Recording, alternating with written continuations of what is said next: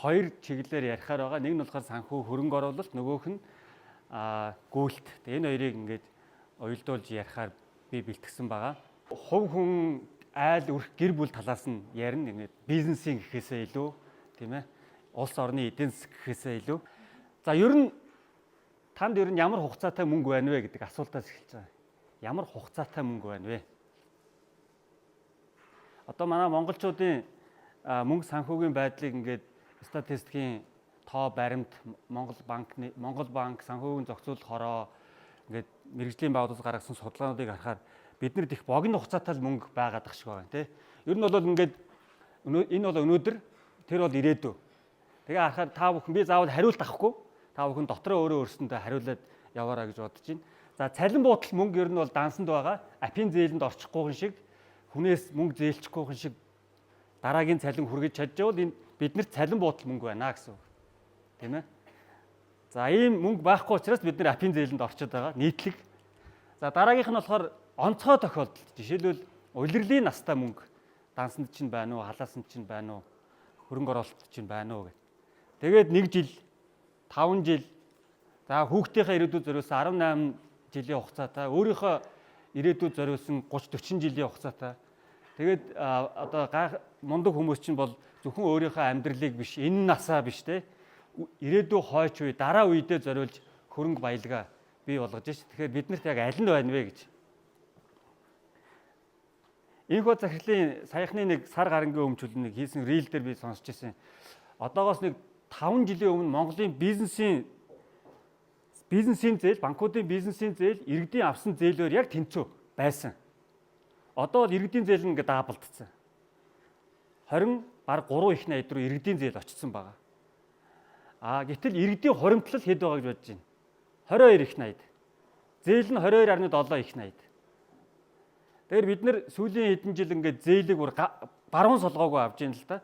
Тэр юу хэлээд байна гэхээр зэрэг бид нар гаднаа ингээд мөнгөлөг харагдаж байгаа боловч бид нар мөнгөгүй байна л гэсэн үг. Тэгээл ингээд энэ богино настай ч мөнгө байхгүй зээлэнд яваад байна гэдгийг бол харуулад байгаа. Тэгэхээр хөрөнгө оруулалт гэх юм бол одоо энэс ийшээл яригдана л да. Энэ 5 жилээс цаашаа тэ инвестинг гэдэг ярихаа ийшээ яригдана гэж бодож байгаа. Тэгэхээр бодит байдал дээр тийм биш байна.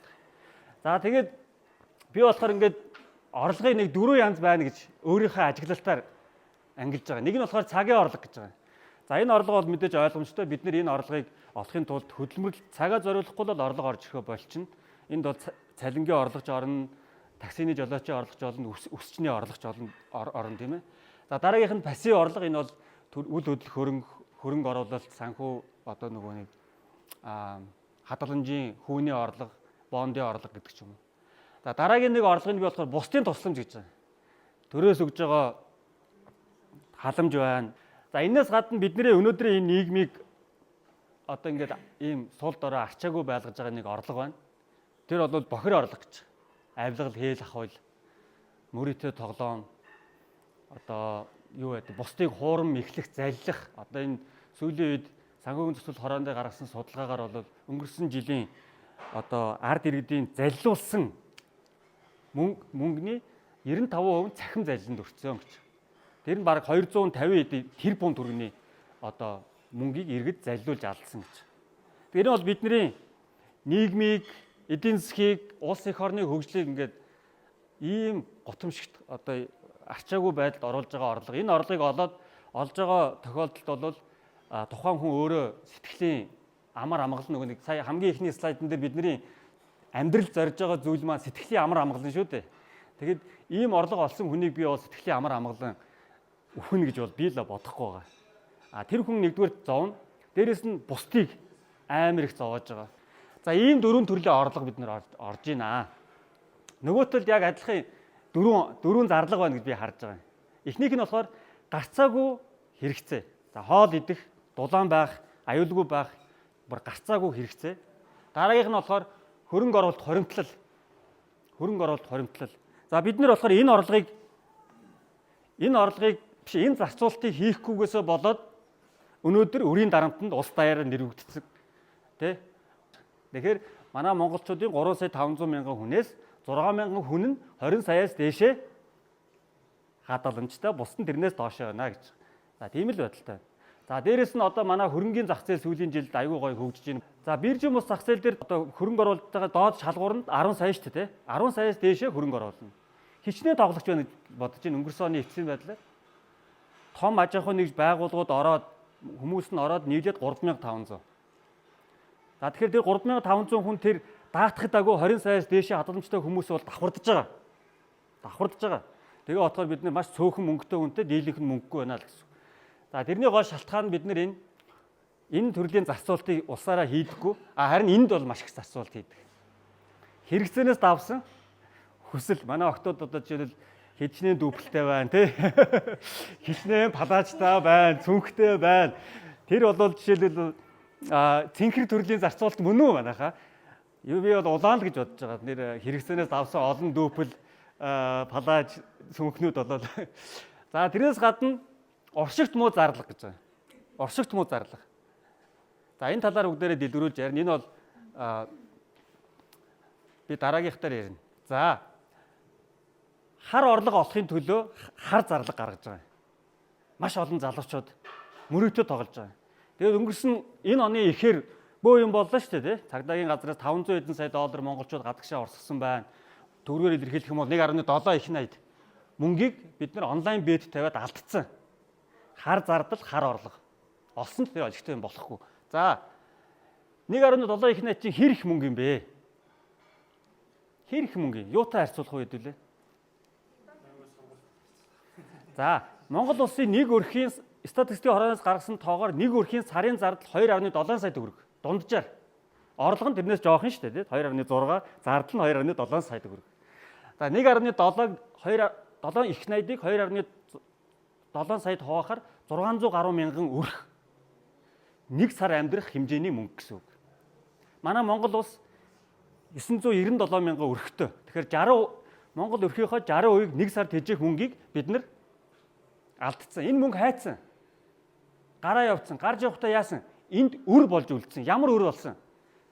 Одоо энэ насны намар гэдэг насны өвөл гэдэг одоо энэ явд ингээд насалж яваа хэдэн эмээ өвөөнрийн тэтгэврийн зээл болсон. Аав ээжүүдийн цалингийн зээл болсон. Тэгээд сайхан насны намраа насны өвлөө ингээд жаргаж явах хэвээр хүмүүс тэтгэвэр орлоод нөгөө бэд тавьсан хүүхдийнхээ алдсан мөнгөний төлөөсөнд явлаа мөнгөгүй. Ямар байдалтай амьдарч байна? Аав ээжүүд өвөө эмээнэр. Банкны санхүүгийн хэлээр ярив. Монгол улсын топ 5 банк нийлээд 1.6 их найдын ашигтай ажилласан өнгөрсөн жил. Иннээс даруй 100 тэрбумаар их мөнгийг бид нэр онлайн бийтэд алдсан байна. За тэгэхээр энэний яагаад би хар гэж нэрлэдэг байгаа юм гэхээр ойлгомжтой байгаа зү манайхаа. Бид нар ингээ нийгмээрээ ингээ хохироод штэ. Энэний цаана хичнээн олон гэр бүл сүрж гин, гэр бүл салалт явж гин, хүүхд цаана үнчирж гин, хүүхд зовж гин, тэ өвөө эмээнэр мөнгөгүй хэцүү байна гэд маш их асуудал болж байгаа. Нийгмийн сөрөг үр дагаврууд нь энэ байна. За уршигт муу зардал гэж байгаа. За энд бол жишээлбэл би нойроо солиход хүргэдэг зардал гэж байгаа. Жишээлбэл Netflix төлж байгаа шүн ингээд Netflix үзэл сууж байгаа заа яа. Унтчих хэвээр цагтаа. Ингээд дата худалдаж аваад ингээд шүн ингээд орондоо орчоод утсаа авах гэж байгаа ч гэдэг юм мэдэхгүй. Тийм зардлууд чинь би бол энд орно гэж бодож байгаа. Зөв цагтаа биш те. Нойроо солиход зориулж байгаа. За тамиг татах арх уух гэдэг. За энэний үр дагавар нь юу болоод байна гэхээр зэрэг ингээд Монгол хүмүүсийн одоо нас ороод байгаа том шалтгаанууд байна л да. Зүрх судасны өвчлөлт, цус авалт, элгэний орт авдар гэх. Дандаа яг ийм зардлуудтай холбоотой байгаа хэрэг. Арх тамхи одоо ийм зардлууд нь биднийг энэ өвчлөлт, энэ нас баралтын шалтгаанд хүргээд байна гэж хараад байна. За орлого зардал хөрөнгө өр төлбөр гэдэг дөрвөн хөл юм ярина. Зөндөө юм ярих хэвээр гэхдээ дөрвөн хөл юм ярина. За сайн хөрөнгө бол мэдээж үн цэн нь өсдөг. Бидний гэр бүлд орлого оруулж ирдэг. За дээрэс нь мөнгөөр хэмжигдэхгүй хөрөнгүүд байна. Сайн хөрөнгө, эрүүл мэнд. Сайн хөрөнгө мөн мэдлэг ур чадвар. Түүн зарцуулж байгаа зардал бол сайн зардалтай орно тийм ээ. Бүтээл, сайн нэр төр, сайн эцгийн нэрийг 3 худалдаж идэнэ гэдэг шүү дээ. Тэ? Тэгэхээр хөрөнгө байгаа зү. Сайн нэр төр. За муу хөрөнгө бол үн цэнээ алддаг, зарлаг гаргадаг, эрүүл мэнд, сул эрүүл мэнд, мэддэг чадваргүй байх, үр бүтээлгүй байх, муу нэр төр. Муу хүнээс өрнө хүн зогтдоо ш, зайгаа барьдаа ш тийм үстэй. За холхонд явж үзье гэх. Тэгэхээр чин дээр чи муу хөрөнгө байгаа зү. За тэгэхээр бид нар ийм хол замд явж байгаа.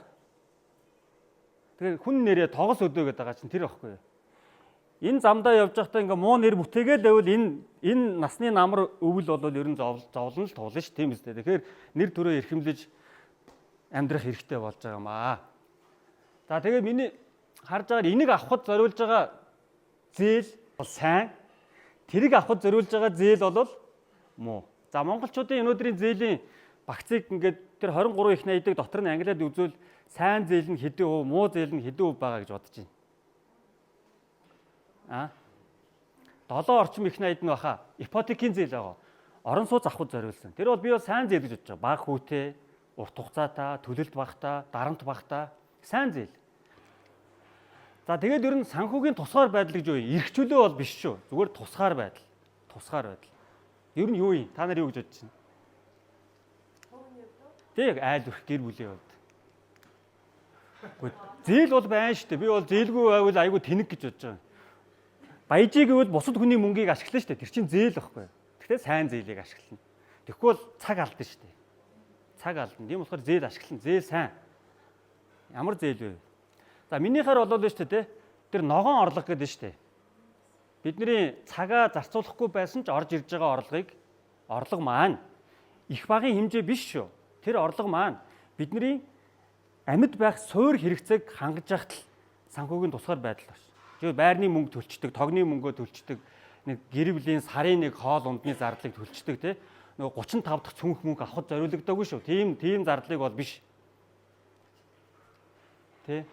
Тэгэд энэ суур хэрэгцээ чинь бүр амар жижигхэн. Тийм амар их биш. Тэр 2 сая 500 мянга дотор энэ чинь айгүй бага хувь эзэлж байгаа.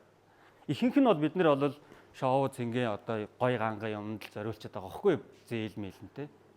Энэ бол санхүүгийн тусгаар байна. Ийм орлогыг бүрдүүлэхийн тулд яах ёстой вэ хэдүүлээ? Ногоон орлого нэмэгдүүлэхийн тулд ногоон зардал хэрэгтэй. Ногоон зардал хийхин тулд хөрөнгө оруулалт хийн. Хөрөнгө оруулалт хийхин тулд эхлээд хадгална, хоримтлуулна. Цалингийнхаа тодорхой үеийг хадгална. Хадгалсан мөнгөө арай өгөөжтэй бонд, хувьцаа дараагийн шатны хөрөнгө оруулалтууд руу хийн. Тэгээ өсөд ирэхээр нь одоо үл хөдлөх гээд ингээд төрөлжүүлдэг ч юм уу те ингээд дараагийн шат руу явах байхгүй. Би ингээд гуглж утсан байхгүй. Day trade value investment хоёрын ер нь ялгаа нь юу юм гэсэн чинь day trade гэсэн дандаа залуучууд гарч ирж байна. Value investor гэсэн дандаа ийм одоо Warren Buffett гэдэг ингээд 90 гарцсан мөртлөө эрүүл чирэг ажиллаа хийцэн те саяхан л дөнгөж сая сарын өмнө CEO-гийнхаа ажлыг сар хүрэхгүй хугацааны өмнө 90 эдтэй лээ 94-тэй билүү. 94-тэй CEO-гийнхаа ажлыг өгж шít. Дэлхийд том нөлөө үзүүлсэн тэр санхүүгийн группийнхаа ажлыг. Тэгэхээр тэр хүн эрүүл байна шүү дээ. Шөнийн орой ингээ худалдаад дэлгэц ширтээ сууж байгаа хүн эрүүл байх уу? Боддоо. 1-7 хоног 1 сар эрүүл байж болно, 1 улирал эрүүл байж болно. Тийм олон жил байж чадахгүй миний бодлоор сэтгэл санааны хямралд ороод, гормоны өөрчлөлтөнд ороод дуусна гэж би бодож байна. Яагаад тэгэхээр day трейдерүүд урт наслахгүй байх л би бол бодож байна. Тэгэхээр би буруутгах гээгүй зүгээр миний л хардаг үнцэг. Тэгэхээр бид нар энэ аль болох сэтгэл зүйн хувьд эрүүл байх, санхүүгийн хувьд эрүүл байх, бие махбодын хувьд эрүүл байх сонголтын зөв юм уу гэж би бол хөрөнгө оруулалт тал дээр боддог. Энэ бол санхүүгийн хэсэг нь ингээд дуусах шүү. Та бүхэнд маань нэг юм арай энгийн ойлгомжтой байдлаар илэрхийлсэн болов уу гэж найдаж байна. За манай эхнэрийн нурд сууж байгаа бид хоёр ингээд 18 настайдаа танилцаад би биендээ дурлаад 19 настайгаас үерхэж эхлээд 20 настайгаас өнөөдрийг хүртэл цуг амьдарч байгаа. Одоо ингээд 43 та хоёлаа чацуу ийм хүмүүс байгаа. 23 жилийг хамт амьдарч байгаа. За тэр болохоор санхүү эдийн засгийн дээд сургууль дээр оюутан болж очиод ингээд танилцж ирсэн. Тэгээд манай хүн Мөст магистра хийсэн, би Люксембургт магистра хийсэн, хулангийн дараа жил очиж ирсэн. 2014 он. За манай хүн болохоор ингээд энэ байгууллагуудад Нябо мэргэжлэрээ ажилласан. Би болохоор банкнд 16 жил, даатгалын компанид 5 жил. За тэгээ 3 хүүхэд төрүүлж өсгсөн. Эхнийх нь одоо ингээд 21 хүрж байгаа. Тэгээ 19-тэй 13-тай энэ 3 хүүхэдтэй хүүхдүүд маань том болцсон. Тэгээд амьдралын энэ цаг үед бол ингээд уналт босол зөндөө юмыг туулсан. Тэр талаараа одоо товчхон мэдээлэл өгье. Бусдын задал ингээд карьер хийгээл гайгүй байгууллагуудад ингээд өндөр албан тушаал хийгээд зээлийн эдийн засгийн авахлаа CEO хүртэл одоо ингээд туузын гишүүнээр явдаг. Ингээд карьер бол хийгээд яваад байгаа юм, болоод байгаа юм. Манай хүн ч гэсэн өөрийнхөө мэрэгчлэр ингээд мэрэгсэн нягтлан бодогч болоод ингээд санхүү чиглэл дээр гайгүй карьер хийгээ явж байгаа. Тэгтэл яг ингээд гаднаасаа гоё юм шиг мөртлөө ингээд цаана асуудлууд бас байгаад ирсэн. Маш их асуудлууд байгаад ирсэн. Ямар асуудал байсан гэхэр зэрэг энэ. Дэлгэж хэртэд унтдаггүй, өглөө эрт босдоггүй, өглөөний ажлын цагаа тулгаж босоод цайч уулгүй хам хум давхдаг. За энэ бол өглөө ингэж эхэлж байгаа юм тий. За шоудахад хизээд бэлэн. Хинч залгахад тгий гэд бэлэн. Баасан гарагийг бол тогтмол тэмдэглэн. Баасан гарагийг бол миний өдөр. За тэгээ бям гараг шаардна. Ням гарагт нэг яг ууланд алхын те ингэдэг. За ийм юутай. За ажлаа алкогол хэрэглэх шалтгаан болгодог. Энэ бол миний одоо жишээлбэл юу. Одоо чухал ийм бизнес уулзалт байна. Ийм харилцагчтай уулзсан, тийм түнштэй уулзсан, тийм ийм гэл тэр болгоныг ингээд уух шалтгаан болгодог. Тийм дадалтай болцсон. Тэгээ би ингээд боддог байсан хөөхгүй. Яг нэг арга хэмжээ. За өнөөдөр уухгүй шүүгээд бодоол ингээд очдөг байхгүй. Тэгээл нэг мэтгэл эцсийг үлдчихдэг байхгүй. За тамхи татдаг. За ном унших нь бага. За энэ хамгийн одоо санхүүтэй холбож байгаа 3 point байгаа. Материалын зүйлд ач холбогдол. Тэр нь яагаад тэгээд байгаа юм гэхээр өөртөө таалагдах биш, бусдад таалагдах гэж. Надад үнэхээр гоё байгаа юм уу? Би үнэхээр энийг авах хэрэгтэй юу? Надад хэрэгтэй юу? Урт хугацаанд хэрэгтэй гэхээсээ илүү одоо хүн юу гэд бодчих юм билээ те. Бас хүний доор орчихгүй ш гэдэг нэг ийм айгүй сонин зүйлээр худалдаа авалт хийдэг, санхүүгээ шийдвэрлэдэг. Тэгээд тэр байдлаа шийдэхин тулд мэдээж үр зээлээр шийдэн шүү дээ. Муу зээлээр шийдэн үстэй. Муу хөрөнгийг муу зээлээр авна. За ингээд муу зээлийн өрөнд баригдаад өтөж байгаа байхгүй нөгөө юу дотроос өтнө гэдэг шиг. Ингээд санхүүгийн дархлаагүй. За ийм зуршлуудтай хүн ер нь бие физиологийн үед эрүүл байх уу? Шоуддаг, тамхи татдаг ингээд. Өглөөний цайгаа уудаггүй, оройд ч унтдаг, шөнийн 2 хүртэл зурагт үзээд унтдаг. За тэгээд гэр бүлийн хүмүүсийн хувьд ингээд бие биендээ чанартай цаг байхгүй.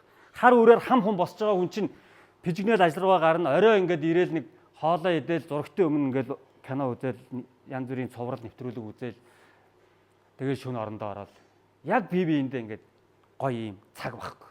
Яг ингээд хараад байгаа. Тэгээд би асууж ирсэн л да. Миний хараа чи тэр ер нь яаж амьдраад байна? Нөгөө 18 настай амар гоё хос залуу, эрүүл жирэг биетэй залуучууд уучраад бие биендээ дурлаад явж ирсэн. Нөгөө хоёр хүн чаад өөр хүн болоо хувирсан байгаа байхгүй. Яг зөв амьдраад байна уу? Чи аз жаргалтай байна гэж манай хүн үгүй гэсэн. Би өөрөөс асууж байгаа. Би ер нь аз жаргалтай байна гэж бас үгүй. Тэгээд энэ сонгодоо эмнэлэгт нөгөө нэг байгууллагын ажилтнууд чинь ингээд эрүүл мэндэ үзүүлдэг шүү дээ. Тэгээд би бас банкнд удирдах ажилтан хийдэг учраас эрүүл мэндийн багц шинжилгээнд хамрагддаг. Тэгээ хамрагдаад ингээд эмчийн одоо дүгнэлт сонсоод сууж байхдаа би цочижсэн л да 37 настай залуухан гэж өөрийгөө бодсон чинь бүх одоо өвчний юм суурин тавигдсан. Цус холестерин тоо, шээсний хүчил өндөр тэр нь тулаа болдог. Монголчуудын ихэд тулааны суур тавигдсан. За сахар гэдэг асуудал ингээд харанг дэлдэж шүү нөхөр минь гээл те. Тэгээ дотор өөх, илэг, зүрх бүх юм чинь өөхөлдсөн байна.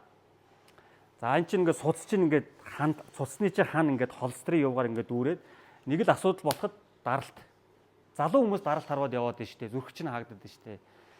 Чи тэгээд зүгээр гэж бодож байна энийг гээд надад хэлжсэн л да. Тэгээ үр дүн нь хардаа баг багаар жин нэмсээр байгаад одоо над шиг намхан хүн ингээд 25 кг илүү жин тэгээ явж байгаа боддоо. Эрүүл мэндийн байдалд оройтсон, ажлын бүтээмж унсан дагаад өөртөө итгэл ингээд унаад байгаа. Тэгээ хүн хэлэхгүй шүү дээ. Тэгсэн мөртлөө ингээд цаанаа л нэг л үл итгэх те. За энэ бол явцгүй болцсон нөхөр байна даа л гэж харагдаж байгаа байхгүй юу? За 6-аар илэрхийлээ л да. Энэ бол 2009 он. Одоо цаашаараа зогсож нэг ямар хуу харагдаж байна? Хэдэн настай хүн шиг харагдаж байна? Энэ 13 онд би дөнгөж 31-тэй байсан байна. Энэ 18 иймэрхүү одоо оройны үдшилгүүд бол зүгээр миний амьдралд бол 7 хоног 2-3-аараа ердийн зүйл. Энэ бол миний 19 оныг 19 оны дунд хүртэл одоогоос 5-6 жилийн өмнөх хүртэл ер нь амьдралын юм ая гэсэн үг. Тэгээ би ер нь болохгүй байгаа болж мэдсэн. Эхнэр ба надад нэг тоо харуулж ирсэн. Энэ нэг ийм улаан тэмдэг байгааз миний хараа чи статистикийг хардаа 40 нас хүрж байгаа Монгол эр хүний 40 насны босох давсан Монгол эр хүний тал нь энэ босхийг давахгүй байд юм биш үү? Төрөний хэлсэн нас орж байгаа 10 шалтгаан биш үү? энэ шалтгаанаар бай бай хорвоог орхиод. За энэ ерөөсө гол одоо юунууд нь энэ байж ш тэр гартаа барьцсан зогсож чинь тий тэр бэлийг нь харалта тий ингээл энэ бол гол шалтгаан нь ерөөсөө энэ амьдралын хэм маяг нойр хоол ажил амьдралын хэм маяг. За ингээд би бол өөрчлөх орлого хийж эхэлсэн. За тэрний орлого нь болохоор би зөндөө спортоор оролдож байсан. Яг энэ гүйлт гэдэг спортыг сонгож одоо оролдож эхэлсэн. За тэгээд тэр сая хулангийн хэлсэн 2015 оны ING марафон энэ 273 гэсэн номертой 4 хүн нийлээд 42 км хувааж гүйдэг ийм марафон анх орж ирсэн. Би тэгээд 13 км 500 м гүйжсэн. Тэгээд Люксембург дээр европчууд ингээд та бүхэн мэдэн шүү дээ. Ингээд гадных ингээд хаан ч явсан гоё гүйж дасгал хөдөлгөөн хийж байгаа хүмүүс хаа сайгүй байдаг те. Тэр нь надад аягүй их нөлөөлж исэн. Тэгээд Монголдо ирээд тэрийг нэг хэрэгжүүлэхийсэн гэж бодсон боловч чадаагүй. Та бүхэн дээр 16, 17, 18 оны миний зургийг харуул бүдүүнээрээ л байгаа даа шүү дээ. Ингээд оролдоод байгаа тэгсэн мөртлөөс ингээд үр дүн гарч өгөхгүй. Шалтгаан нь нөгөө нэг муу зуршил маань намайг ингээд зулгаагаад ерөөсөө урагшлуулахгүй байгаа даа.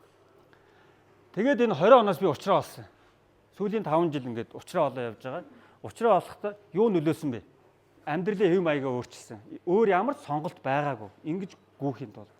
За 22 цагт унтдаг болсон, 5 цагт босдог болсон, ус уудаг болсон, өглөөний цайгаа заавал уудаг. Нөгөө санхүүгийн асуудлаа ингэж шийдсэн. Минимал амьдралын хэв маяг руу шилжсэн. Эд тогш нөгөө нэг улаан хөрөнгүүдэд бүгдийн гэрээсээ гаргаж хайсан. Угаасаа хог юм чинь бүгдийн зурагт бойдон бүх юм өөрийгөө юм гарцаагүй байдлаар аваад шийдсэн бохгүй юу? Яагаад тэгэхээр 5 жил оролдоод фейлдсэн учраас бүр ингээд сүүлдээ төвчөө байгаад бүх юма гаргаж хайсан. Тэгээ нэг японочууд нэг ингээд орон байр нэг юм хоосон зөвхөн нэг юм ганц нэг л тавилах тийм бай тийм үлдсэн бохгүй. Тэгээ байгаа зүйлдээ ингээд талархаж ихсэн. Ядаж нэг дээр тааз байгаа юм даа гэж талархаж ихсэн. Бид хоёр хамтдаа гүйдэг болсноос нэг нэгэндээ айгүй гоо чанартай цаг зарцуулдаг болсон. Энэ өглөө 23 км хамтдаа гүйсэн. Эрүүл мэндийн шинжилгээнд тогтмол хамрагддаг болсон. Ном уншдаг, бяцлал хийдэг, бичиж тэмдэглэдэг гэдэг ийм дадлуудыг хөвшүүлжиж одоо энэ гүйдэг энэ хөвшил маань бий болсон. Тэгэхгүй бол боломжгүй юм байлээ. Шоудчаар тэгээд нөгөө гоё химнэлт будаа. Тэ? Тамхи татчул чиг үүж чадахгүй. Тэгээд ер нь бол яасан. Үр дүнд нь хэвийн жиндээ очисон. Одоо би ингээд 63 4 кг жинтэй. Эрүүл чирэг биетэй болсон, өндөр ажлын бүтээмж өөртөө итгэл нэмэгдсэн. Ингээд босод зөндөө үр дагаврууд гарсан. За энэ анх 20 онд би 42 км гүйгээд эхнэр маань надад пүүз бэлгэлж ирсэн. Би тэр ингээ бие биенийхээ гүйлтийг дэмжиж юм авч бэлгэлдэг байхгүй. Тэгэхдээ хэрэгтэй юм. За. Тэгсэн чинь би ингээ гүйчлээ 42 гүйчлээ гээ пост оруулсан чинь манай найзууд доор нь комент өчээд дөрөвд хүүхдээ гидсэнд олсонд баяр хүргэе гэдэг комент өччихсэн байхгүй. Тэгтэл дөрөвд хүүхд биш л дээ зүгээр л таргалалт байхгүй. За тэгээд намаа ингээ өөрчлөлт эхлэн гол эхнэр маань яг 2 сарын дараагаас гүйж ихсэн. Тэгээд одоо би тэр болохоор хоёулаа хит холын марафон гүйлтийн спортын олон улсын хэмжээний мастер ийм ховорхон осууд болсон байгаа. Баярлалаа. За тэгээ бид тээр ингээ хамтдаа өчнөө олон гадна дотны марафонууд оролцоод алт мөнгө хүрэл медалууд хүртээд нөгөө нэг санхүүгийн хүмүүсийн ингээ төсөөлж байгаагүй ийм шал өөр ертөнцөөр амьдрж сүүлийн 5 жил амьдарч байгаа. Айгу сонирхолтой ийм амьдралаар амьдарч байгаа. За зарим нэг зүгээр зөөрлсөн мэдээлэл өгөх гээд Роналдо болоод дэлхийн одоо бараг л номер 1 тамирчин шүү дээ, тэ. Энэ хүний өөхний хэмжээ нь 7 гэж байгаа. Бүр хамгийн бага одоо өөхний харьцаа. Дундаж одоо мань хүний дараагийн зэрэгэлд ордог хөл өмгийн тамирчдын өөхний харьцаа 10 гэж. За би нөгөө өөхлөх хүн чинь ингээд гүйсээр хагаад бас ер нь алдах юм бэ гэж хүмүүс асуудаг байгаа. Өөхөө алдсан юм бэлээ. Ингээд алдаа ийм бүдүү нөхөр байжгаад өөхөө алдсан. Миний өөхний харьцаа 12. Тэ. Өөхөө болоод ингэж алдсан байгаа. За энэ хүмүүс ингээд би торхон юм чинь гүйхгүй хамаг бур ясаарс болчихно гэж яриад байдیں۔ Үгүй бид нар бие сайн мэдэх хэрэгтэй. Одоо бидний бие ингээд ийм 9 нүдэнд хуваагддаг байхгүй юу? 9 нүдэнд хуваагддаг. За дээшээ болохоор өөх, доошоо болохоор булчин байж байгаа. Тэгэхээр таны бие чинь аль нь вэ гэж. Би бол ерөнхийдөө суурь нь энэ булчинлаг ийм биетэй хүн. Суурь нь. Тэгээд гадуураа өөхөнд бүрхэгдсэн байсан. Тэгээд ингээд өөхөө хасараад одоо минийх 9 дээр байдаг байхгүй юу? Булчинлаг өөх багтаа. Ийм ангил. Тэр нөгөө би туранхааштай гэдэг хүмүүс хардаа булчин байхгүй. Тэгэхээр бас эрүүл мэндэд айгүй урт хугацаанд айгүй муу. Тийм болохоор туранхай ч гэсэн булчин масаа нэмэх энэ 7 доор байгаа бол 8 руу, 8 доор байгаа бол 9 руу очихын төлөө тэмүүлэх хэрэгтэй. Өөх авахгүйгээр булчин масаа нэмэх дээр ажиллах хэрэгтэй. За дотор өөх гэдэг ойлголт байдаг. Минийх бол нэг 6 7-гийн хооронд хэлбэлцдэг. 9-өөс доошоо байвал аюул сайн. Дотор өөх 9-өөс доошоо байвал аюул. За 15-аас дээшээ байвал ер нь аюултай гэж ингэж үздэг юм байна л. За тэгээ бид төр зөвхөн өөрсдөө ингэж гүүгээл гоё ингэж жаргаас ингэж байх нь айгүй тийм харамч юм шиг санагдаад ингээ айгүй аминчхан юм шиг санагдаад эргэн тойрныхоо хүмүүст ингэж хилж нөлөөлж ихсэн. Манайхаа гүүгээч айгүй гоё юм байна. Гүүгээч гэл. Тэгээ зөвхөн эргэн тойрны хүмүүс хэлэхээр бас л харамч санагдаад яаж олонд хүрэхгүй вэ гэдэг. Тэгээд ингээд ном бичсэн. Гөөдөг мооги гэдэг ийм ном бичсэн. Энд байна. Тэгээд энэ номоороо дамжуулаад бид нар айгүй олон хүнд нөлөөлж байгаа. Адилхан гөөдөг хүмүүстэйгээ хамтраад ингээд Mongolian Elite Runners гэдэг гүйлтийн клуб байгуулсан. Энэ клубуд маань одоогоор 100 хүн идэвхтэй гүйж байна. Өдөр болгон 7 хоногт 6 өдөр гүйж байна. Манайх бол мэрэгжлийн багш тасгалжуулагчтай яг системтэй үйл ажиллагаа явуулдаг мэрэгжлийн клуб байгаа. Бид нар тэгээд нийгэмдээ үйлчлэх гээд өнгөрсөн өвлийн яг эд 3 сар гүйж сурыг гэдэг ийм аян зохион байгуулсан. Энд болохоор өглөө болгоно биш 7 хоногт 2 өдөр 5-аас 7-гийн хооронд тэр эдэр 9-ийн хүүтэнд заал дүүрэн хүмүүс ирж ирсэн. 100-аас 150 хүн. 3 сарын турш. Та бүхэн хардаа. Тэгээ хамрагдсан хүмүүсийг харах юм бол ингээд хамгийн их хамрагдaltaд нь шүү дээ. 30-аас 50 нас бараг 60% нь бүрдүүлж байгаа. Тэрэн дотроо 35-аас 45 нас бол бараг 45% нь бүрдүүлж байгаа. Тэгэхээр зүгээр ингээд хүний лайф сайклыг ингээд аваад үзэх юм бол нөгөө нэг амьдралаа бүтээхэд ингээд залуу наснда зүтгэж явж атал карьерийн үед гайгүй болцсон ч гэсэн бие физиологийн үед ингээд дороотод эхэлдэм байна гэд би зүгээр ажигласан. Тэгээд 35 хүрээл ямар нэг юм хийхгүй болохгүй болоод эрүүл мэндийн асуудлууд үүсчил яг л надтай адилхан, битүүртэй адилхан. Тэр болохоор яг энэ хөтөлбөрт хамрагдсан хүмүүсийн насны бүтцээс бас харагдсан. За энэ ямар ч үн төлбөргүй ингэж явсан. Маш олон хүмүүс жингээ хассан, биеийн чирэгдсэн. Одоо бол эндээс ингээд манай марафонд бэлдэх хөтөлбөрт ингээд 40 хүн хамрагдаа явж байгаа. Энэ хүмүүс одоо эх 7 хоногт 12-7 хоногийн бэлтгэлийнхаа үр дүнг үзэх гэж байгаа. Ингээд бид нэр Бямб гараг болгоны өглөөний 8 цагт энэ уртлын Томс кофе шопт яг энэ шиг 1 цагийн яриа хийдэг. Тэрэндээ болохоор сэтгэл зүйч, спортын сэтгэл зүйч, хоол зүйч, ингээд төрөл бүрийн эмчнэр байна. Гэмтлийн эмч, лабораторийн эмч, зүрхний эмч гэдэг эмчнэрийг авч яриулдаг, элит тамирчдыг авч туршлагыг хуваалцуулдаг. Бид нэр өөрсдөө туршлагаа хуваалцдаг тий. Тэгчээд гараад ингээд дасглаа хийгээд тэгээ ингээд хамтдаа гүйдэг. Бямб гараг болгоно. Та нар ч хамрагдаж болно. За гих мэтлээ. Ингээд энэ дээр бол миний саяны яриад байгаа бүх юм илүү дэлгэрэнгүй яаж хэрэгжүүлсэн дэлгэрэнгүй байгаа. Дэлгэрэнгүй гэж байгаа. Дэлгэрэнгүйгээрээ номыг уншаад. За тэгээ хамгийн сүүлийн слайд. Би өнгөрсөн жилийн 8 сард 100 км-т бодомч марафонд гүйж төрүүлсэн. Тэгээд эндээс нэг зүйлээ зүгээр хөрөнгө оруулалт ер нь амьдралын ухаанд ингээ холбож надад мэдрэгдсэн зүйл юу гэхээр зэрэг гараанаас гараад бүгд зүгээр пинк гэж алга болцсон. Би хамгийн сүүлд 72 хүнээс. Бодомчийн хавцал гэдэг Монгол улсын хамгийн урт хавцал байгаа ш. Тэрний орой дээрээс үзүүрээр гартал явж байгаа. Тэгээд би 10 дахь километр дээр зэглээд эхнээс нь идэж эхэлж байгаа. Идэлээсэн 45 дээр миний урталтайгаа бүх хүнийг би гүйцсэн. Тэгээд 45-аас хоошоо би тасархаа явсаар хагаад орж. Миний ард орж ирсэн хүн цагийн дараа орж ирсэн. Би яаж явсан? Гараанаасаа барай хүртэл яг жигд хурдаар явсан. Яг жигд хурдаар. Нөгөө залуучууд яасан? Энд буудсан. Алаад өгнөө энэ амьдрал гэд бид нар чинь ингээл пижгэндэн штэ. Тэгээд мяарад ингэв. Тэрний шиг залуучууд ингээ гараан дээр хам хурдаа хийгээл тэгээд шөрмөстөн татаал булчин зангираал ингээл. Тэрний шиг амьдралд хялбархан мөнгө олчих гээл, хялбархан амьдрчих гээл те. Хялбархан аз жаргал мэдэрчих гээд энержи дринк уугаал ингээ алчих юм шиг те ингээ. Тийм байхгүй. Зөвл амьдрах хэрэгтэй юм бил. Аажуухан нэр төрөө бодоод, эрүүл мэндэ бодоод, сэтгэлийн эрүүл мэнд, биеийн эрүүл мэндэ бодоод аажуухан явах юм бол чанартай урт наслахын биш үү гэж би бол ажиглаад байгаа. Урт насалчаагүй л байна л да амьдрал юу тохойг мэдэхгүй шүү дээ. Зүгээр л марафонтой холбож үзэх юм бол амьдрал бол спринт биш марафон гэж ярьдэн шүү дээ. Би яг 100 км гүйсэн хүнөө тэрийг баталсан. Жигд явах хэрэгтэй юм бэл. Тийм өндөр хурд хэрэггүй, өндөр том үсрэлт хэрэггүй. Аажуухан жигд зөв явах хэрэгтэй юм бэл. За баярлалаа.